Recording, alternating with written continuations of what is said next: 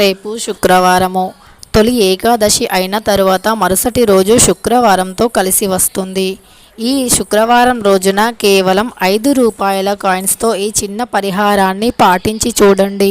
మీ జీవితంలో మీరు నమ్మలేని అదృష్టవంతులు కావాలి అంటే, మీరు ఊహించలేని ధనం మీ చెంతకి చేరాలి అంటే కేవలం 5 రూపాయల కాయిన్స్తో ఈ చిన్న పరిహారాన్ని పాటించి చూడండి. అదృష్ట యోగం మిమ్మల్ని వరిస్తుంది. ఇన్ని రోజులు మీరు ఏ సమస్యతో అయితే బాధపడారో ఆ సమస్య అనేది మీ దరిదాపుల్లో కూడా ఉండదు. సహజంగా మనమంతా కూడా ప్రతి శుక్రవారం లక్ష్మీదేవిని కొలుస్తూ ఉంటాము. అమ్మవారి యొక్క అనుగ్రహం, చల్లని చూపులు మనపైన ఉంటే మన జీవితంలో డబ్బుకి, ఆనందానికి, శ్రేయస్సుకి లోటు ఉండదు అని నమ్ముతూ ఉంటాము. అమ్మవారి యొక్క అనుగ్రహం కోసమే ప్రతి ఒక్కరం కూడా అమ్మవారిని భక్తి శ్రద్ధలతో వేడుకుంటూ, అమ్మా నీ చల్లని చూపులు మాపై ఉంచు తల్లి అని ప్రతి ఒక్కరం లక్ష్మీదేవిని వేడుకుంటూ ఉంటాము.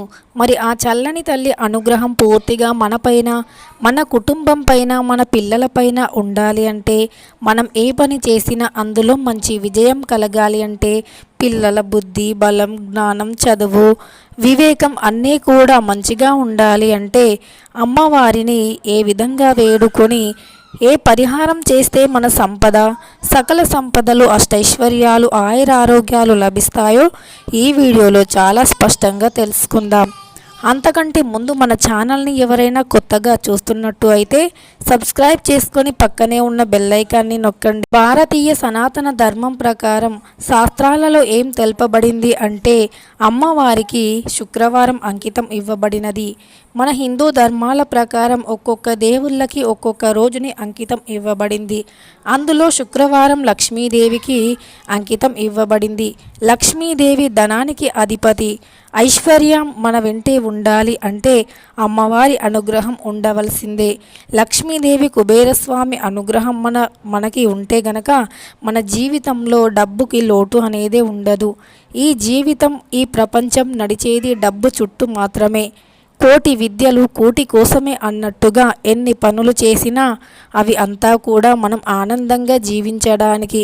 కొంతమంది ఎంత కష్టపడి పని చేసినా వారి కష్టానికి తగిన ప్రతిఫలం లేక వారు బాధపడుతూ ఉంటారు.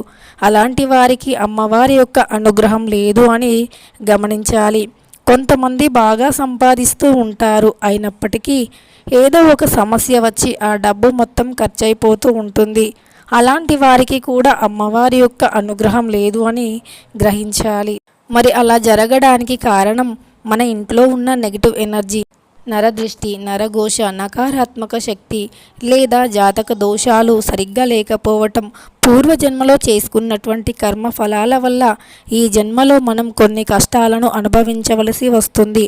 మరి పూర్వజన్మలో చేసుకున్నటువంటి కర్మ ఫలాలన్నింటినీ తొలగించుకోవాలి. పాపాలన్నీ తొలగిపోయి, దోషాలన్నీ తొలగిపోయి జాతకంలో రాజయోగం పట్టాలి, అదృష్టం బాగా కలిసి రావాలి అంటే రేపు ఏకాదశి అయిన మరుసటి రోజు శుక్రవారంతో కలిసి వచ్చిన రోజు, ఆషాఢంలో కలిసి వచ్చిన రోజు కాబట్టి ఈ రోజున కేవలం 5 రూపాయల కాయిన్స్తో ఈ చిన్న పరిహారాన్ని పాటించి లక్ష్మీదేవి యొక్క పూర్తి అనుగ్రహంతో మీ కష్టాలన్నీ తొలగించుకొని మీ జీవితంలో ఆనందకరమైనటువంటి రోజులను తెచ్చుకోండి.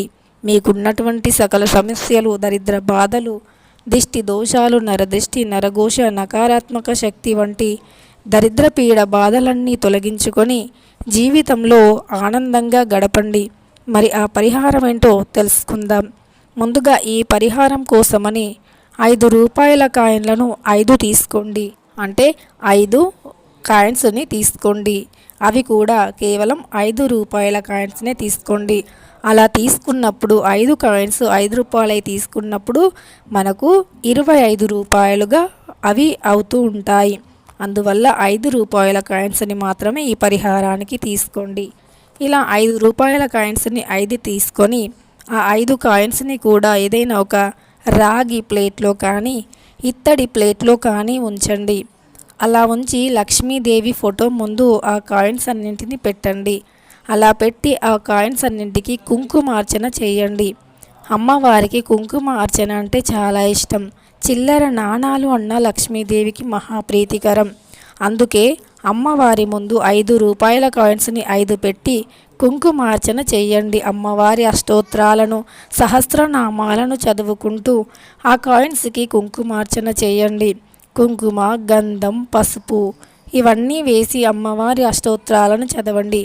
ఒకవేళ అష్టోత్తరాలు చదవడం రాని వారు ఫోన్లో అష్టోత్తరాలను వింటూ ఈ కుంకుమార్చన అనేది చేయండి.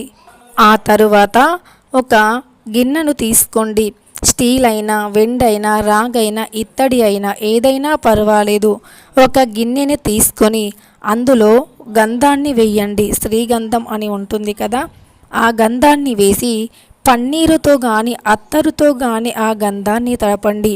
ఒకవేళ ఇవేవి మీకు అవైలబుల్లో లేకపోతే గంగ నీటిని కలిపినా పర్వాలేదు. అవి కూడా అవైలబుల్లో లేకపోతే శుభ్రమైనటువంటి ఇంట్లో ఉన్నటువంటి నీరుని వాడండి. అందులో సువాసన కోసం కొంచెం పచ్చ కర్పూరాన్ని కానీ లేదా జవ్వారి పౌడర్ని కానీ వేయండి. అలా వేసి పేస్టులా తయారు చేసిన ఆ గంధంలో ఈ 5 రూపాయల కాయిన్స్ని అన్నీ కూడా తీసి ఆ గంధంలో పెట్టండి. ఒకదాని మీద ఒకటి పెట్టకుండా ఒకటికొకటి అంటకుండా అంటే విడివిడిగా పెట్టండి. 5 కాయిన్స్ కూడా విడివిడిగా ఉండే విధంగా పెట్టండి. ఆ తరువాత ఆ బౌల్ని లక్ష్మీదేవి పటం ముందు అలానే వదిలేయండి. అంటే శుక్రవారం మొత్తం అలానే వదిలేయండి.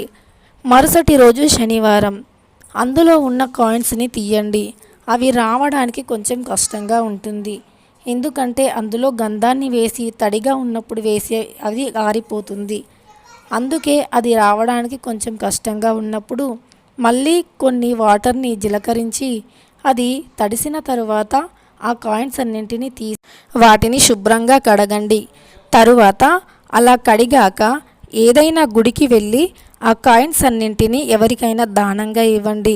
గుడిలో చాలామంది ఉంటారు కదా, వాళ్ళకి దానంగా ఇవ్వండి. ఈ పరిహారం చేసినప్పుడు ఈ డబ్బులని దానంగా ఇస్తున్నామే అని మీరు ఎప్పుడూ కూడా బాధపడవద్దు. మీరు సంతోషంగా మాకున్న దాంట్లో 10 మందికి సహాయం చేస్తున్నాం, ఇంకా ఇలాంటి సహాయం ఎంతోమందికి చెయ్యాలి, లక్షలు వేలు లక్షలుగా కావాలి, లక్షలు కోట్లుగా కావాలి, అమ్మ మీ చల్లని చూపులు మాపైన మా పిల్లలపైన ఉంచి ఎప్పుడు ఐశ్వర్యంతో ఆరోగ్యంగా ఆనందంగా ఉండే విధంగా దీవించు అని మీ మనస్సు నిర్మలమైనదిగా ఉంచుకొని ఈ కాయిన్స్ని దానం చేయండి.